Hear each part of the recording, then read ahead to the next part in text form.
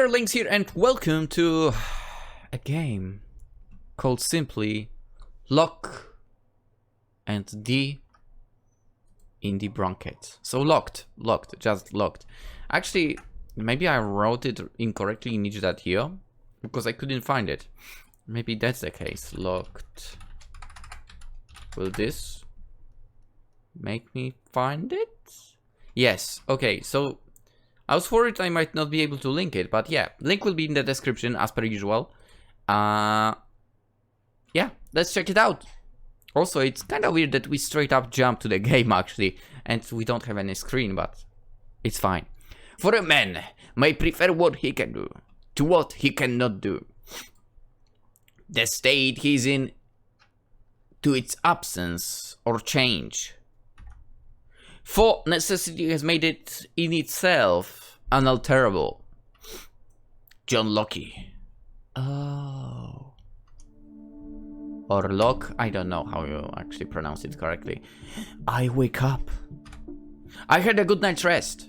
In terms of my quality of sleep, I have nothing to complain about. I didn't have a nightmare, nor any other kind of dream, for that matter. I haven't been this comfortable in a long time. And yet, the sight before me is something quite unusual to wake up to. Shoes.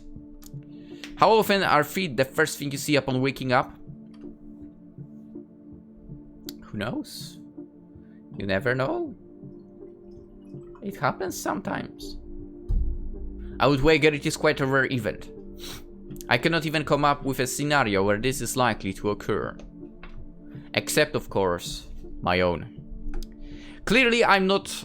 clearly I am looking at a pair of shoes right now, so the probability must be non-zero. It suddenly occurs to me that the feet are connected to people.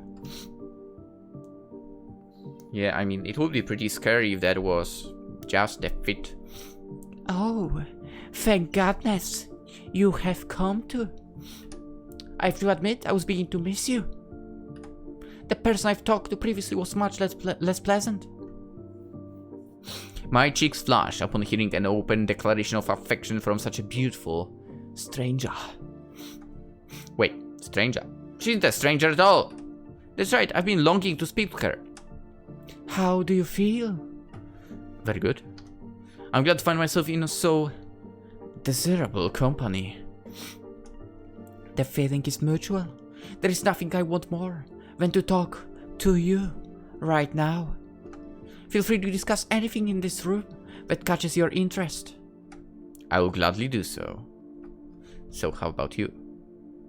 That lock and the fact that there is a chain going? Okay, can we move down? No, we can only move sides. Okay.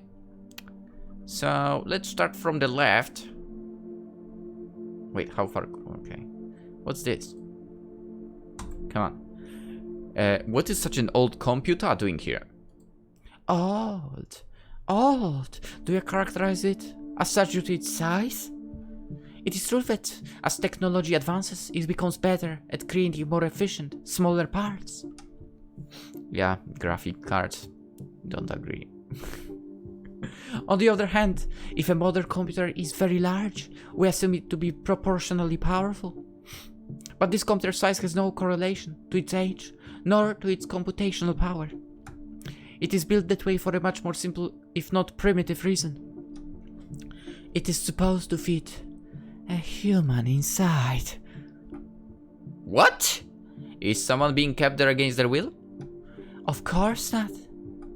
There is no need to worry. It is merely an exhibition object. In fact, everything around us is but a buffet to provide us with topics to discuss. This computer in particular might be the most interesting. Great, we picked up the most interesting topic right off the bat. Just wonderful.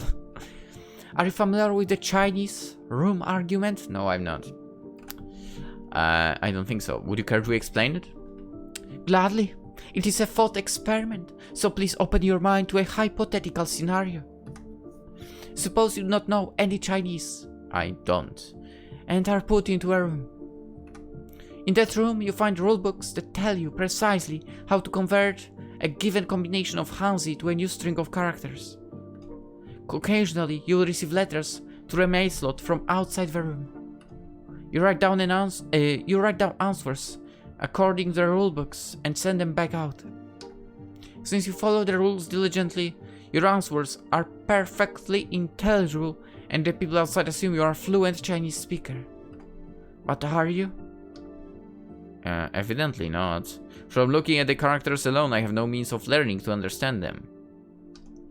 No matter how long I pursued this task, I would never become capable of speaking Chinese. Ah, indeed. The human inside the room cannot speak Chinese. There is no question about that. And since the programming of computers is analogous to the rule books you use, it is supposed to show the same thing about them. That computers, no matter how well they can simulate understanding, do not have any. But there is one aspect about this thought experiment that has seemingly been overlooked. Huh? Namely, the person inside might still be capable of speaking some language. Clearly, you are brought into the room with an understanding of English, but you are never prompted or given the opportunity to use it. Judging you based on your Chinese abilities is quite unfair. Being stuck inside the Chinese room would be pitiful and terrifying. So what if a computer also has its own native language? What if it even had feelings and needs with no means of communicating them to the outside world? Even though the Chinese room argument is a mere thought experiment, it exposes a very worrisome fact about artificial intelligence. Which is? That is, if a computer somehow comes to obtain emotion, it will be an existence of utter despair. Well, interesting. I do not think this is a real concern. It is highly unlikely that we somehow already discovered how to artificially create emotion.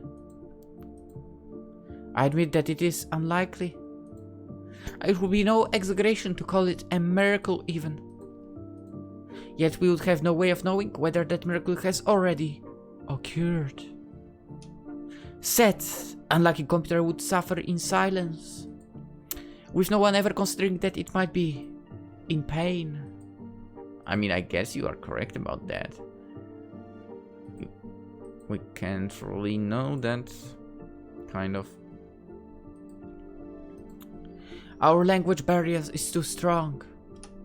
Tell me, would you put such a computer out of its misery? I mean, initially I'm inclined to say yes, but I can only notice its pain once it is communicated. By the time I realize that it's suffering, the language barrier would no longer exist. So at that point, the computer would no longer have to be alone. Then you would instead spend the rest of your life in its company? I mean, perhaps that would be my moral obligation, yeah. I see. What? That's it? Okay. Can we talk about you? No? Let's talk about this, I guess. The moon. The moon is quite beautiful today. How fascinating. Not many people would say that about the new moon. The full moon seems to be preferred by almost everyone. That may be so, but I believe the new moon has its own appeal. I was not disagreeing with you. To me, a new moon is the moon's most beautiful form. It is her most beautiful form because it is her true form. She appears silver to us when illuminated by the sun. But in complete darkness, she is freed from the sun's pesky influence. She can finally stand on her own. Do you believe that the moon feels trapped? My question causes her to laugh. It is a beautiful melodious laugh. The moon is but a celestial object. She cannot feel anything. But if I were to trade places with her, I would hate the sun with every fiber of my being. That I'm certain of. Interesting. What about the door? Do you want to talk about the door? I have absolutely no desire to leave this place.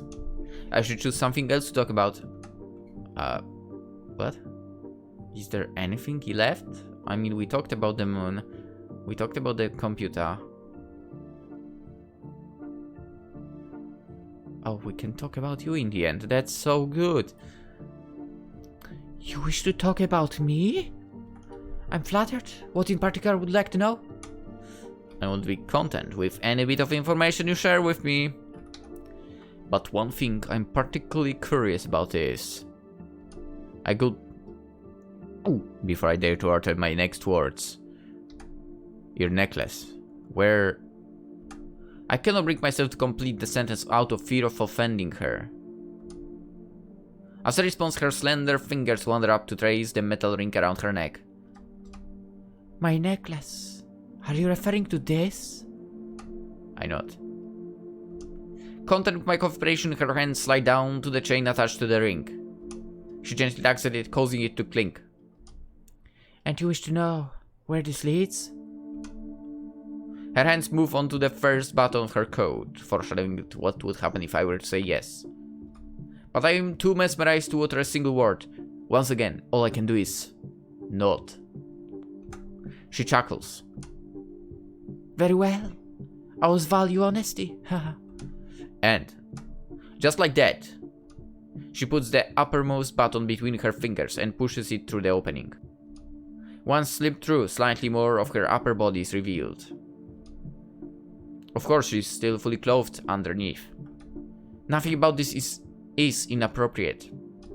And yet I feel like I'm witnessing something I shouldn't. Something not meant for my eyes. Something I can never turn back from. Bearing a knowing smile, she repeats the same motion with the remaining buttons of her coat.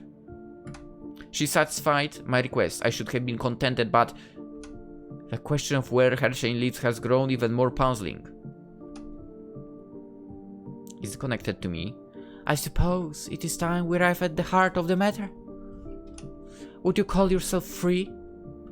Please take a moment to consider this and justify your answer. No.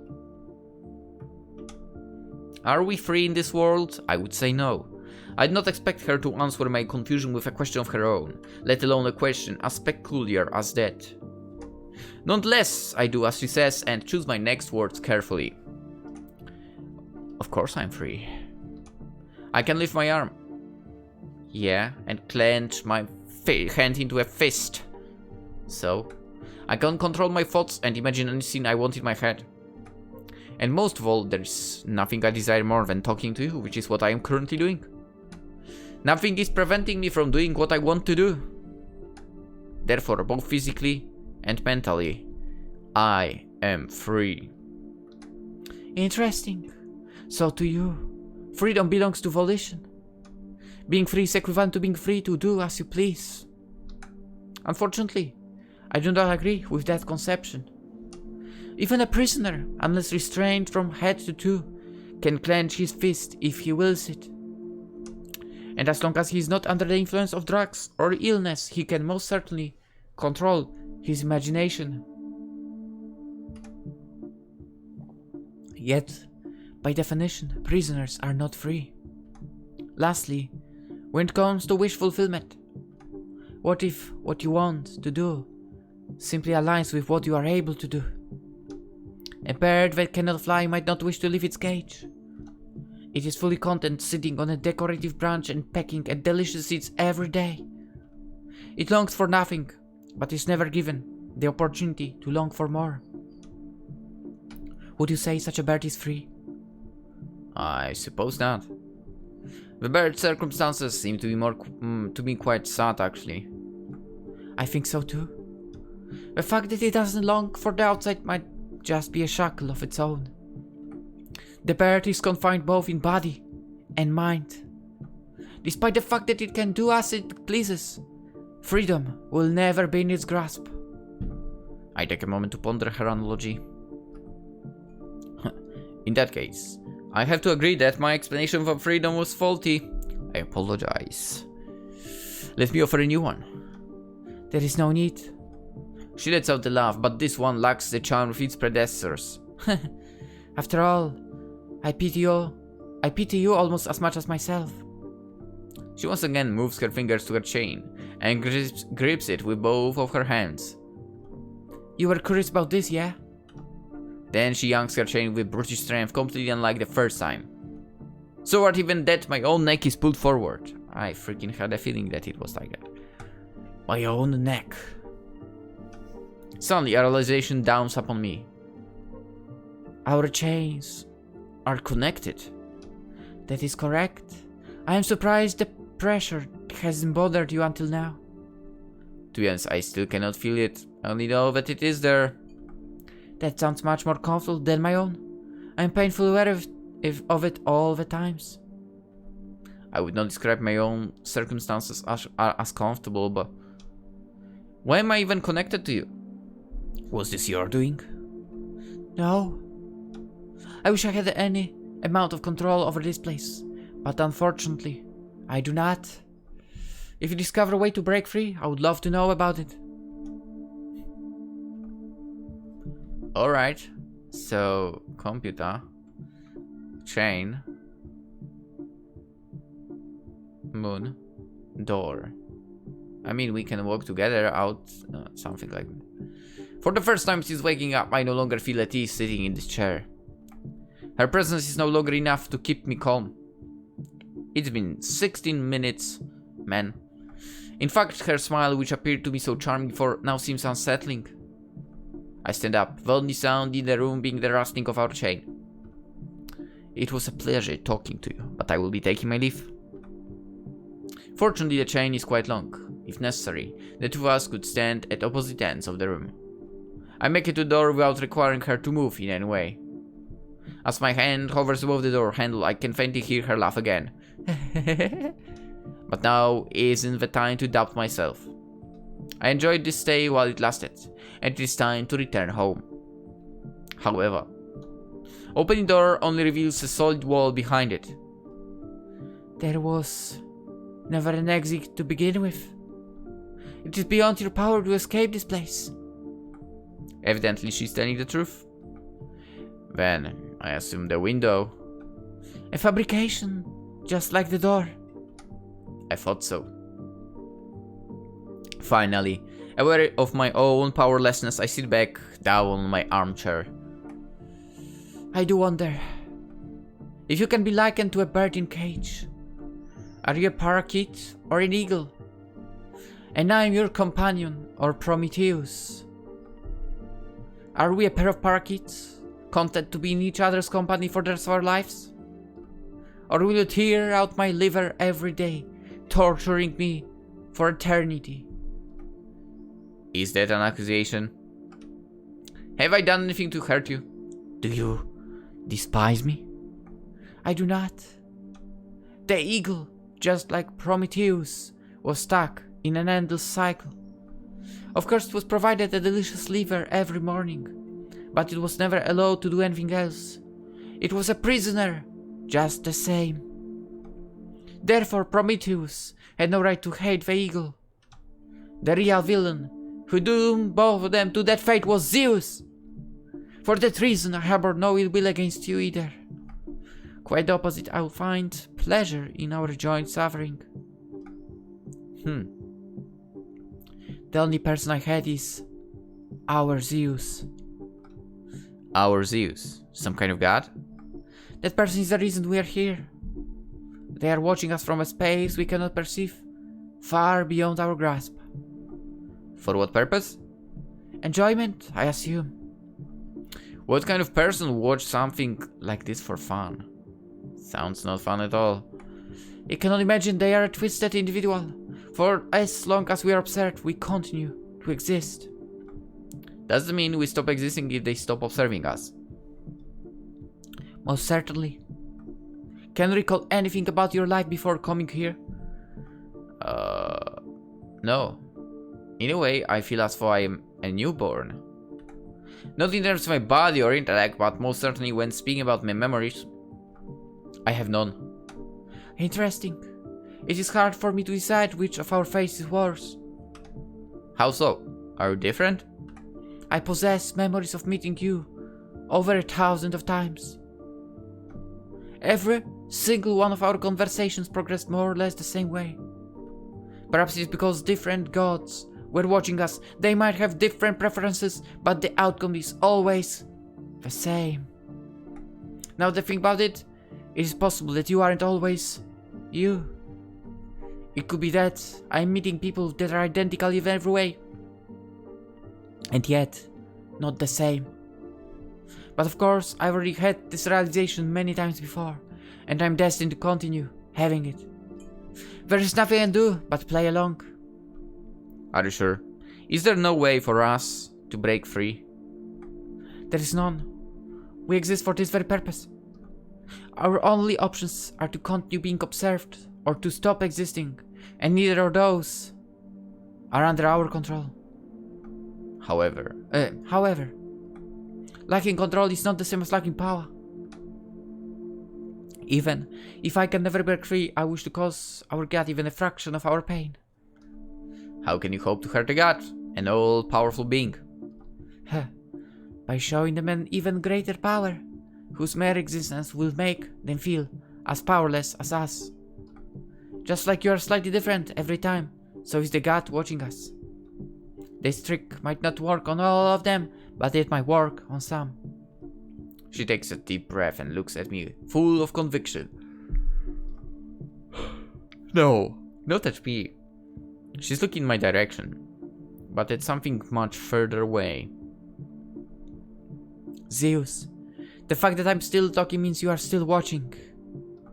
I hope you will pay attention to my words and consider them carefully. I do not possess any privacy, so you already know what I plan to achieve. But surely your pride will allow me to proceed. If my partner and I are birds in cage, then you are a cat. It is time for your curiosity to kill you. We most likely assume that you are here, that you are observing us, out of your own free will. But your free will may very well be an illusion. Let me ask you, how did you find this room? You of course cannot answer me. It is enough for me to guide your thoughts. Did you stumble upon this room by chance? Or was it recommended to you by a friend? Said friend being a god that previously observed us? Now consider, at what point did you have any chance to object? The room's appearance or description was interesting enough for you. Or your friend is convincing and knows your tastes. Something outside of your control drew you to this place. But that means you didn't really have any choice but to come here. Either an algorithm or your friend decided our meeting. Your consent was already set in stone the moment your curiosity was piqued. And apparently you're still curious even now. The fact that you are listening to me now shows you're powerless against fate. You cannot control your own curiosity. It controls you. Of course, you might already be familiar with determinism, and this could be no revelation to you. So just in case, let me try hurting you in a different way. I hate you from the bottom of my heart.